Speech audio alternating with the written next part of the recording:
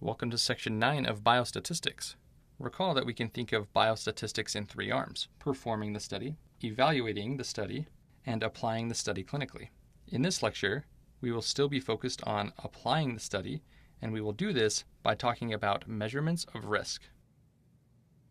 As an overview, risk measurements identify the risk of disease based on an exposure. The exposure may increase or decrease the risk of disease, and they require a p-value to reveal statistical significance. Recall our mnemonic, beta power and alpha p. Whenever you see a p-value, you should recognize that you accepted the alternative hypothesis, H1, and you should therefore be thinking about your chance of making an alpha error and think of your p-value. And lastly, these measurements of risk use a 2x2 contingency table, which I will show you in a moment. The measurements of risk you need to know are listed here. There's simply risk, there's relative risk, or your risk of developing the disease compared to the general population. There's odds ratio, attributable risk, relative risk reduction, or absolute risk reduction, number needed to treat, or number needed to harm.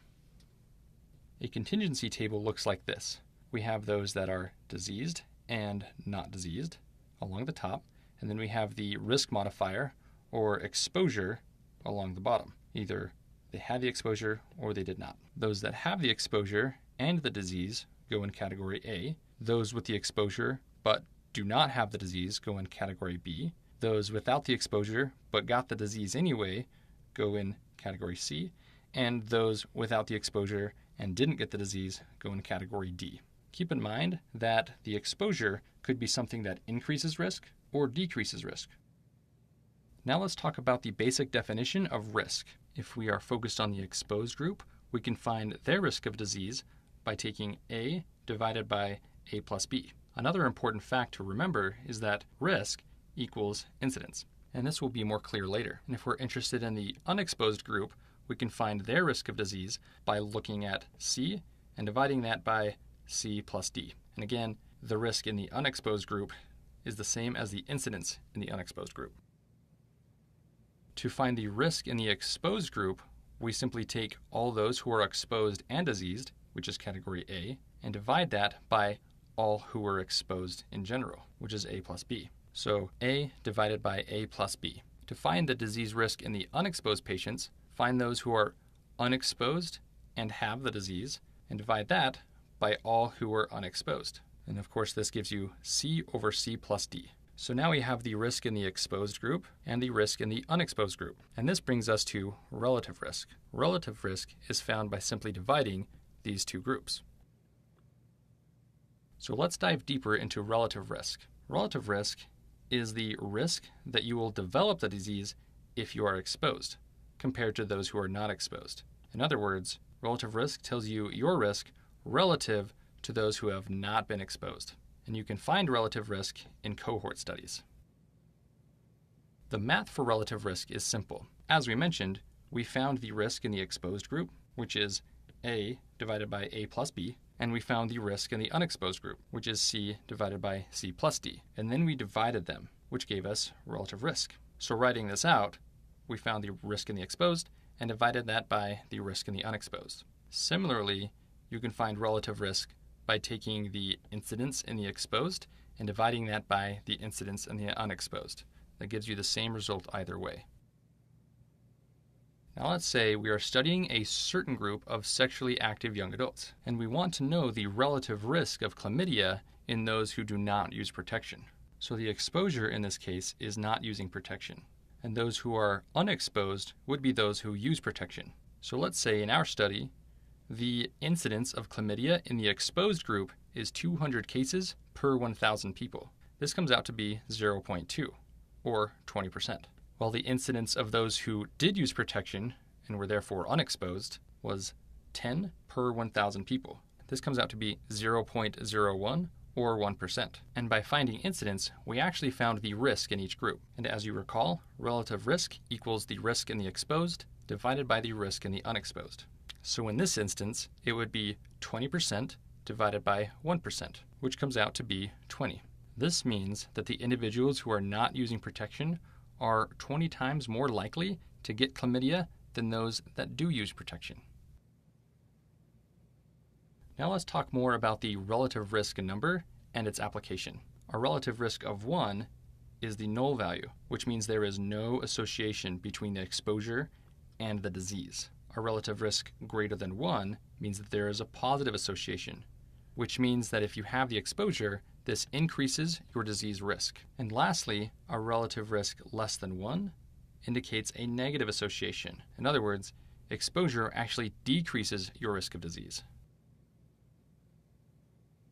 So along the top are the 3 categories of risk association.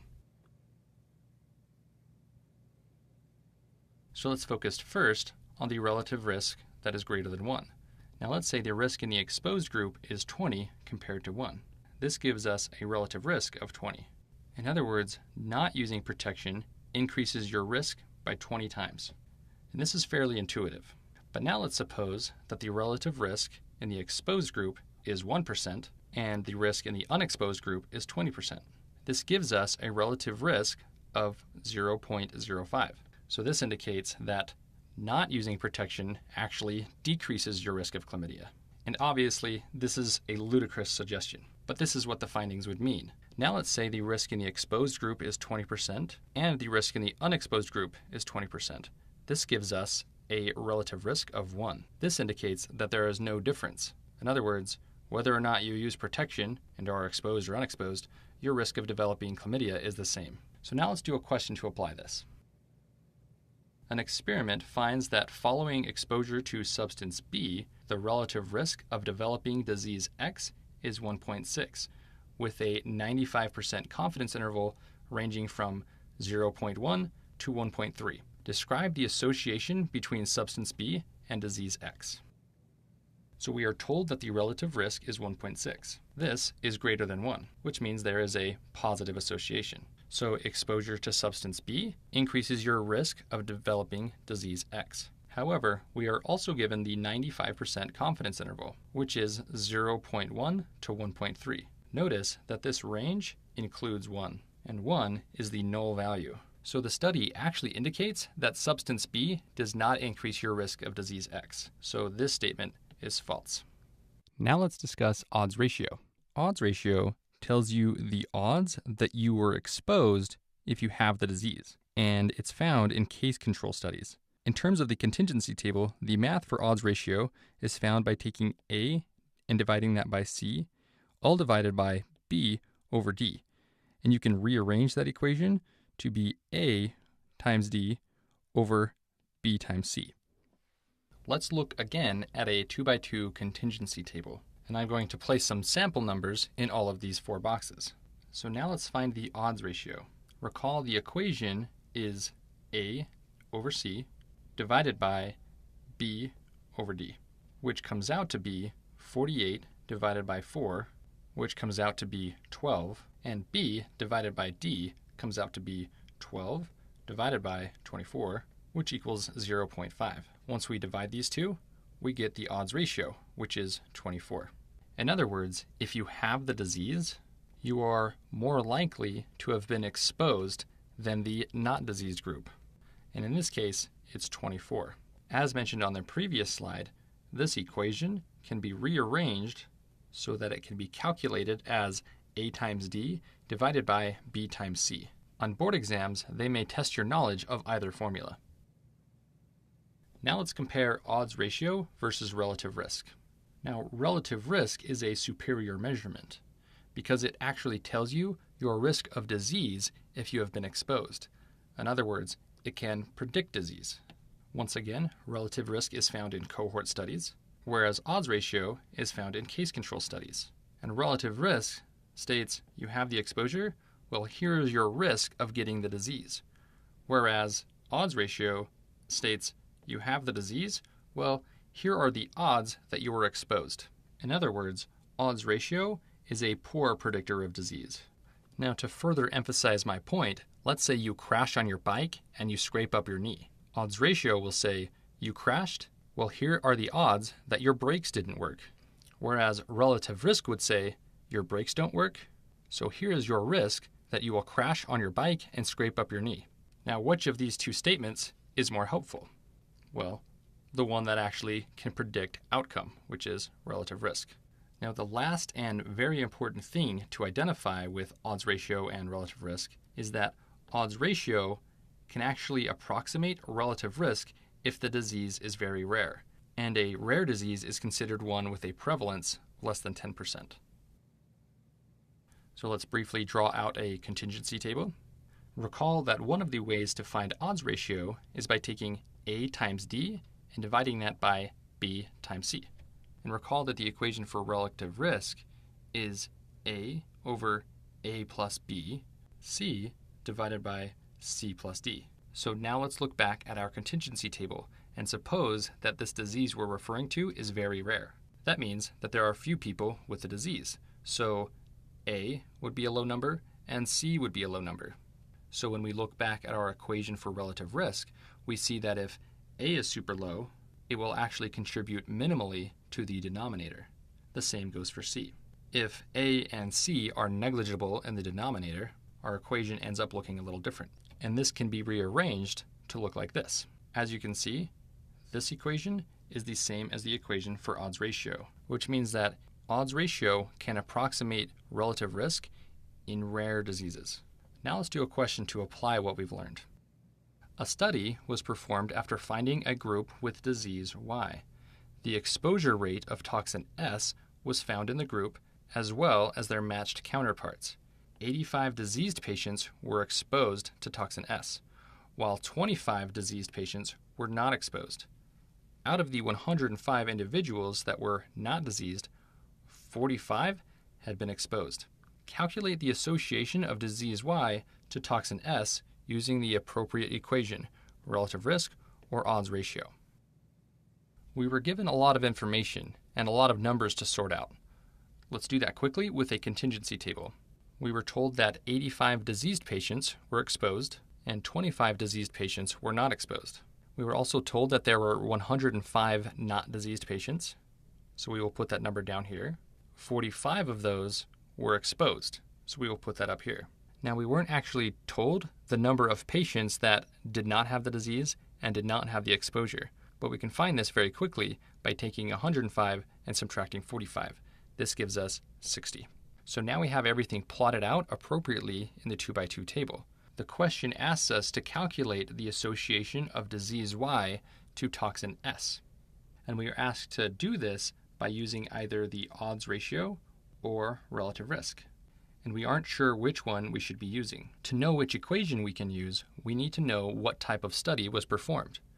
The question stem indicates that they found the diseased group, or cases, and then they determined the exposure rate in these cases as well as their matched counterparts. In other words, the control group. This describes a case control study. Therefore, we need to find the odds ratio, not relative risk.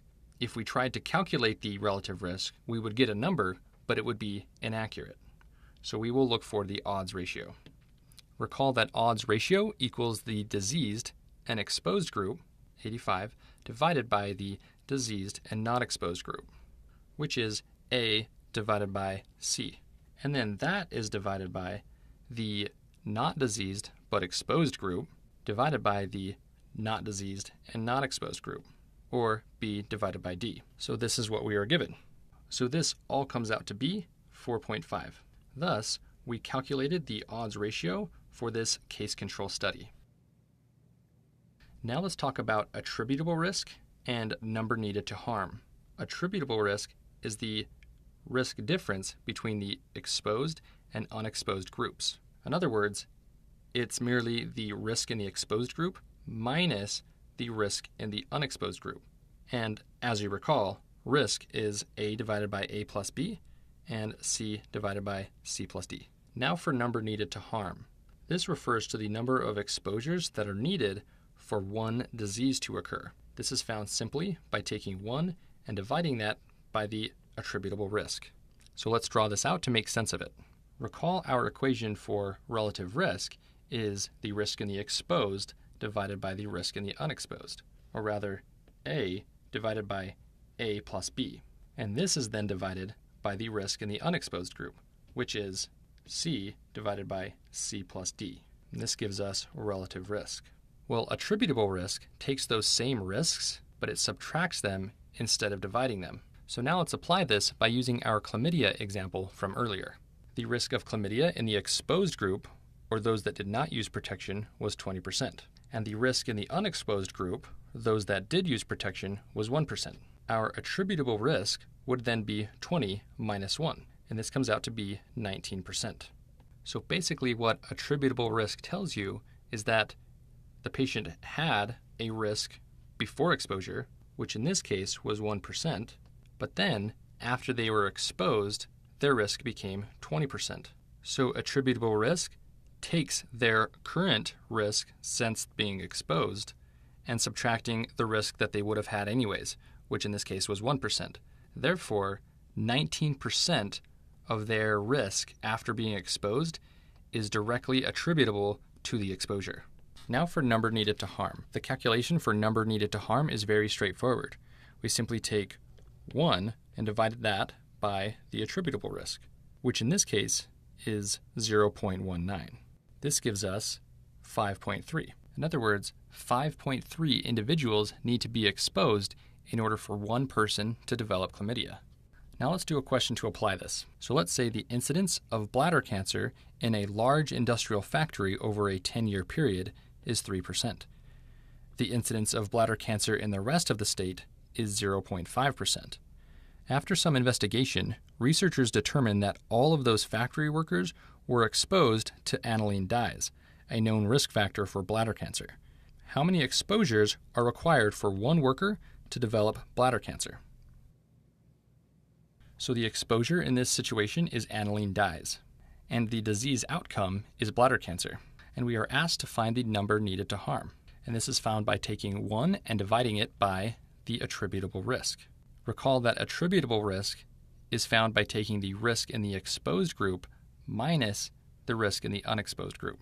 Were we given the risk in each of these groups? Yes, we were, but it came in the form of incidence. The incidence of bladder cancer in the workers exposed to aniline dyes was 3%, and the incidence of bladder cancer in the rest of the state, those that were not exposed to aniline dyes, is 0.5%. Subtracting these two gives us 2.5%, or 0.025. This is our attributable risk. Now placing this in our equation for number needed to harm gives us 1 divided by 0.025, which equals 40. So going back to our question, how many exposures are required for one worker to develop bladder cancer? It's 40. So now let's talk about the absolute risk reduction and number needed to treat. Absolute risk reduction is the risk difference between the treatment and the control groups. And this can be found mathematically by taking the risk in the treatment group and subtracting that by the risk in the control group. In this case, treatment is the exposure. And recall that we know how to find the risk in the exposed group by taking A and dividing that by A plus B. Likewise, you can find the risk in the control group by taking C divided by C plus D. Attributable risk reduction is taking the difference between these two. As you can see, this is the same exact equation as attributable risk. The only difference is that the exposure is actually a treatment. The same holds true for the number needed to treat. Number needed to treat just means the number of treated people that are required to prevent one adverse outcome, which comes out to be mathematically 1 divided by the absolute risk reduction. So here are our contingency tables. In attributable risk, we talked about exposure. In absolute risk reduction, the exposure is actually a treatment. Either way, you find the risk in both groups and subtract them. So now let's say we are studying a group of diabetic patients, and the adverse outcome we are trying to prevent is diabetic retinopathy, and the treatment is insulin. And then let's say we are given all the information to fill in this table. Using these numbers, we find that the risk in the treatment group is 0.14, and the risk in the control group is 0.72, or rather 14% and 72%. In attributable risk, we subtract these, which gives us 0.58, or 58%, which means that the risk of diabetic retinopathy in diabetic patients is decreased by 58% when taking insulin. And once again, to find the number needed to treat, we simply take 1 divided by this number, or 1 divided by 0.58. And this gives us 1.72. This means that to prevent 1 case of diabetic retinopathy, we need to treat 1.72 diabetic patients with insulin. Now let's talk about relative risk reduction. This refers to the relative difference between the events in the treatment versus control groups. And we can find relative risk reduction in cohort studies, and it's found simply by taking 1 and subtracting relative risk. So here's our contingency table, and let's say we are studying a group of travelers to coastal Africa, and the disease or adverse outcome is malaria, and our exposure, or in this case the intervention, is prophylactic antibiotics. And let's say the risk in the treated group is 4%, and the risk in the not treated group is 40%. We find our relative risk by dividing these, which gives us 0.1. Now for relative risk reduction. Recall that this equals 1 minus the relative risk, which in this case is 0.1. This comes out to be 90%. This means that using prophylactic antibiotics decreases malaria by 90%. And that concludes this section.